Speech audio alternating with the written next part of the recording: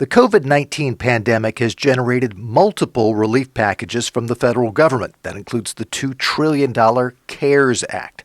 Joining us now to assess the federal pandemic relief efforts is Joseph Coletti. He is Senior Fellow at the Locke Foundation. And Joe, we know that you spend most of your time looking at dollars and cents and how these government programs work at the state level. This time you're focusing your attention on what's happened on Capitol Hill and see some reasons for red flags or alarms. Yeah, there's any time that you start spending you start talking about spending in trillions of dollars, there's concern. This is the latest bill is $2 trillion. The deficit before any of this was $1 trillion, and so you're tripling the amount of the deficit for the federal government already. On top of that, there's already talk of a fourth bill to help cushion the blow to the economy from the virus and the quarantine, and the Federal Reserve has been taking extraordinary steps as well. And so the massive expansion and Luigi Zingali's one of my favorite economists writing in the Wall Street Journal recently actually called the CARES Act one of the greatest acts of centralization and one of the greatest threats to capitalism as we've seen it in America that they've seen. In looking at this, there are some elements, of course, that have to be done if you're going to have a relief effort, because we know folks are hurting. As you look at these bills, how much of them seem to be addressing the issues that ought to be addressed, and how much of it seems to be, well, I'm not quite sure what this is supposed to do. It just seems like it's spending a lot of money. Yeah. In the middle of one of these, it gets harder to see where that line falls. But there's a lot in the gray area, a lot of it pretty dark gray. The most important pieces of the three bills that have been passed, the first bill was pretty much entirely focused on COVID, and that one was $6 billion for development of a vaccine, $2 to $3 billion for states and local governments to be able to respond. The second bill started to drift into some things that you questioned, right? That paid family leave, not a bad idea, but how do you implement that and the role of the government in that instead of just making that an additional cost on businesses, and how long does that stay afterwards? And so that one starts to get questionable. But Medicaid in that bill was increased. The federal Medicaid match was increased by 6%. And so that's a good thing for states, because that's for the vulnerable people in the population. That's where a lot of the spending is going to happen. In the latest bill, the $377 billion aimed at small and mid-sized businesses, which are mostly loans and forgivable loans if they keep employment, that's a great thing. Some of the caveats in there are that businesses not only can they not use that money to buy back stocks, but they also can't use that money to pay dividends, and they then can't, if they're receiving a federal loan, they can't then oppose unionization of their workers, which we're starting to see efforts of that at Amazon and at Instacart, and in that balancing there. The money for families and individuals, the tax credits, and I'm sure we'll talk more about that, but that's positive. The unemployment compensation, the increased unemployment compensation is a good thing, but the amount of it is potentially dangerous, because the federal bill, the CARES Act increases unemployment insurance payments by the federal government $600 a week.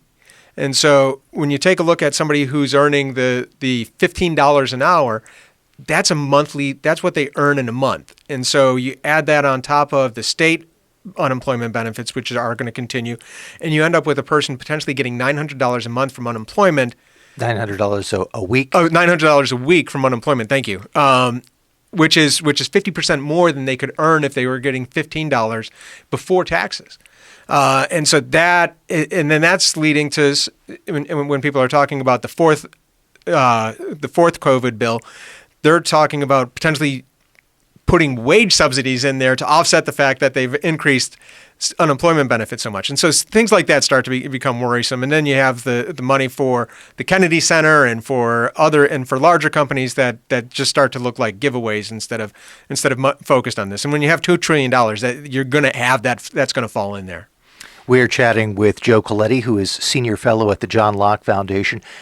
Because this is being passed in the middle of a crisis when people want to see government do things to help those who are suffering, how much danger is there that a lot of the package is going to end up being things that are someone's wish list rather than something targeted to the actual problem? Yeah, fortunately, Congress was better than they could have been and better than the House wanted to be.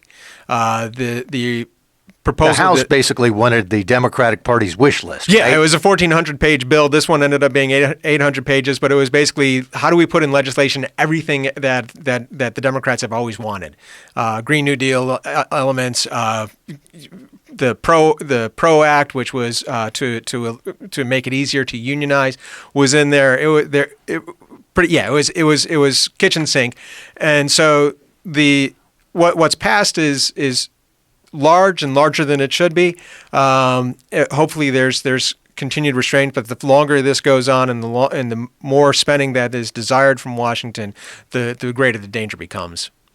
As you look at what has already been passed or what could be passed in the future, are there some things that you see that you say, okay, if government's going to do more, do this? Yeah, and the main things on that side are the how do you keep businesses alive? This is a liquidity crunch for every company because so much has been shut down, and much of the shutdown, a lot of it has been voluntary by companies because they've recognized the danger that being open can pose, and just to make it easier for everybody.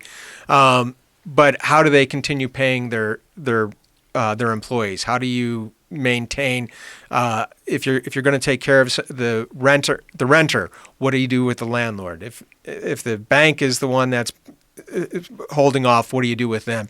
And so the how do you keep people solvent through all of this, whether payments to individuals, payments to companies to keep people employed and not have to rebuild their company after when things start to pick up again.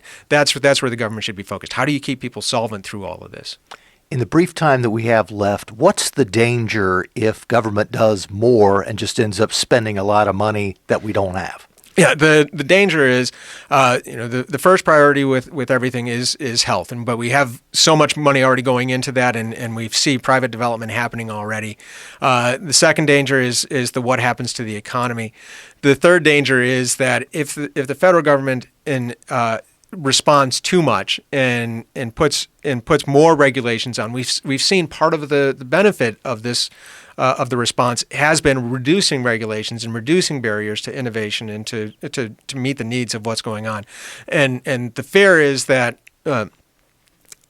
if the federal government spends too much and puts too many strings on what they're spending, then you're locking down the economy and making it harder to recover, which is the most important thing. And then the other part that worries me, being the budget person who's always focused on dollars, is with a $3 trillion deficit this year and potentially more, with the Federal Reserve's balance sheet increasing by nearly doubling from to $8 or $9 trillion. That's a lot that has to be unwound, and we're in a difficult position at the federal level because the response to the 2007, 2009 recession was never unwound.